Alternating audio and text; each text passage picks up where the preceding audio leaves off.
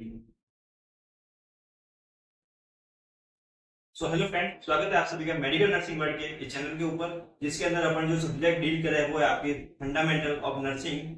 जिसके अंदर अपन ने शुरू किया था, जो यूनिट शुरू की थी वो आपके है नर्सिंग प्रोसेस। नर्सिंग प्रोसेस के अंदर अपनी ऑलरेडी 2 लेक्चर्स हो चुके हैं, जिसके अंदर फर्स्ट लेक्चर के अंदर अपन ने इंट्रोडक्शन ले लिया था, डेफिनेशन हो गई थी आपके, पर्पज हो गए, कैरेक्टरिस्टिक्स हो गए थे, पेजेस ऑफ नर्सिंग प्रोसेस हो गई थी फर्स्ट लेक्चर के अंदर। बस सेकंड लेक्चर के अंदर अपन ने जो किया था वो था आपके असेसमेंट के अंदर पूरा पूरा आपने डिटेल कवर अप कर ली थी, ठीक है। और उसी के साथ में अभी जो आपकी आज की जो क्लास होने जा रही है वो है आपके नर्सिंग डायग्नोसिस से रिलेटेड। तो आप आराम से देखिएगा, और आपको किसी भी प्रकार का डाउट हुए तो आप कमेंट सेक्शन के अंदर आप पूछ सकते हैं, और आपका डाउट का एज सुन एज पॉसिबल, जितना जल्दी हो सकेगा आपका रिप्लाई भी दिया जाएगा। तो शुरू करते हैं आज की क्लास को। नर्सिंग डायग्नोसिस, ठीक है। नर्सिंग डायग्नोसिस के अंदर मैंने पहले पहले यहाँ पे लिख रखा है आपके, ये है होती है second phase of nursing process, ठीक है। नर्सिंग प्रोसेस सेकंड फेज है। Second phase of nursing process होती है, मतलब कि पहले आपके असेसमेंट हो गई थी, दूसरे आपके नर्सिंग डायग्नोसिस हो गई। यहाँ पे नेक्स्ट जो पॉइंट लिख रखा है वो है आपका diagnosis. Diagnosis is a clinical act of identifying the problem.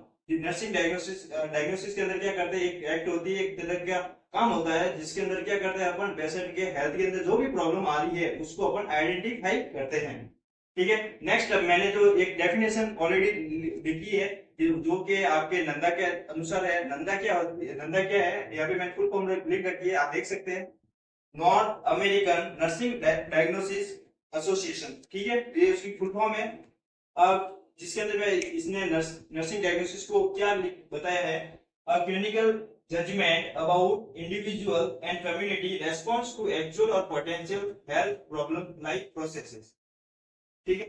Nursing diagnosis क्या होता है, क्लिनिकल जजमेंट होता है, जिसके अंदर अपन पेशेंट की जो हेल्थ प्रॉब्लम होती है उसको अपन डिफाइन करते हैं, उसका आइडेंटिफाई करते हैं, ठीक है।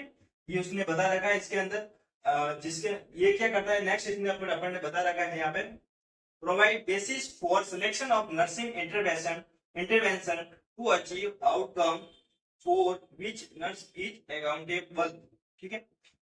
नर्सिंग यहाँ पे मैंने एक वर्ड लिख रखा है, नर्सिंग इंटरवेंशन। पहले मैं आपको वो समझाता हूँ, नर्सिंग इंटरवेंशन के अंदर क्या होता है, अपन जो डायग्नोसिस करते हैं, ट्रीटमेंट करते हैं, वो सारी चीजें इसके अंदर आती है, ठीक है। तो nurse provide basis for selection of nursing intervention to achieve outcome for which nurse is accountable. जो अपन नर्सिंग डायग्नोसिस कर रहे हैं वो किस लिए करते हैं, अपन हेल्थ को अचीव करने के लिए। हेल्थ मतलब वेलनेस की जो डायमेंशन थी हेल्थ की, उसको अचीव करने के लिए, और जिसके लिए आपकी कौन जिम्मेदार होती है,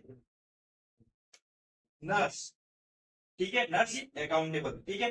नेक्स्ट आपके जो आ रहा है वो आ रहा है कंपोनेंट ऑफ नर्सिंग डायग्नोसिस, जिसके अंदर मैंने पहले ही पहला यहाँ पे लिख रखा है डायग्नोस्टिक लेवल। डायग्नोस्टिक लेवल क्या होता है, डायग्नोस्टिक लेवल के अंदर अपन जो आपके हेल्थ प्रॉब्लम आ रही है उस हेल्थ प्रॉब्लम को डिफाइन करते हैं एक स्टेटमेंट के रूप में, जो कि बहुत ही कंसाइज वे में होता है। कंसाइज वे के मतलब बहुत ही कम शब्दों के अंदर उसको अपन लिखते हैं, ठीक है।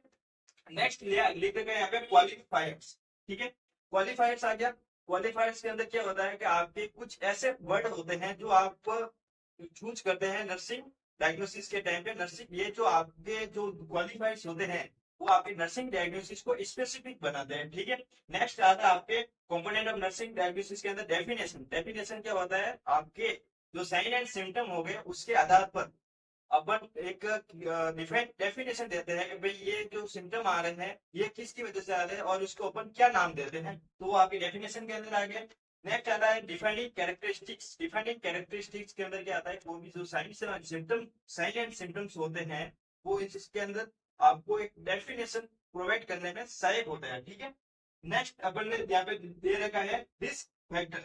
रिस्क फैक्टर मतलब क्या होता है, कुछ ऐसी चीजें होती है जो आपके रिस्क ऑफ इन्फेक्शन को बढ़ा देती है, जो रिस्क ऑफ इन्फेक्शन को बढ़ा देती है, जिसके अंदर नर्सिंग डायग्नोसिस करते हैं वो आप उसके अंदर हेल्पफुल होता है, जिससे अपन पता लगा सकते हैं भाई इसकी क्या क्या कॉजेज हो सकते हैं। मतलब रिस्क फैक्टर मतलब को ऐसे फैक्टर जो रिस्क को बढ़ाते हो, क्या करते हैं, रिस्क को बढ़ाते हो, ठीक है।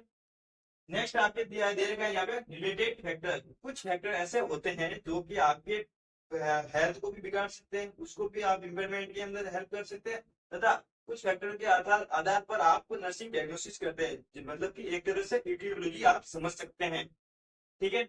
आपने नेक्स्ट जो स्टेप आ रही है, सॉरी स्टेप नहीं, यहाँ पे जो हेडिंग आ रही है वो है आपके डायग्नोस्टिक एक्टिविटी। डायग्नोस्टिक एक्टिविटी के अंदर मैंने यहाँ पे तीन मेनली एक्टिविटी लिख रखी है।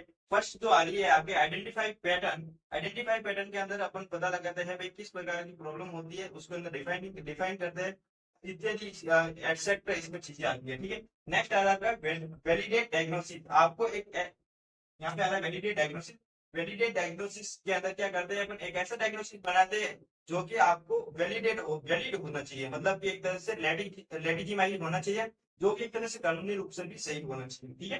नेक्स्ट इसके अंदर मैंने लिख रखी activity formulation the nursing diagnosis statement. Formulate the nursing diagnosis statement. ठीक है। जिसके अंदर क्या करते हैं अपन नर्सिंग डायग्नोसिस जो स्टेटमेंट डायग्नोस्टिक लेबल बनाते हैं। ठीक है। तो थैंक यू क्लास, आज के लिए इतना ही है।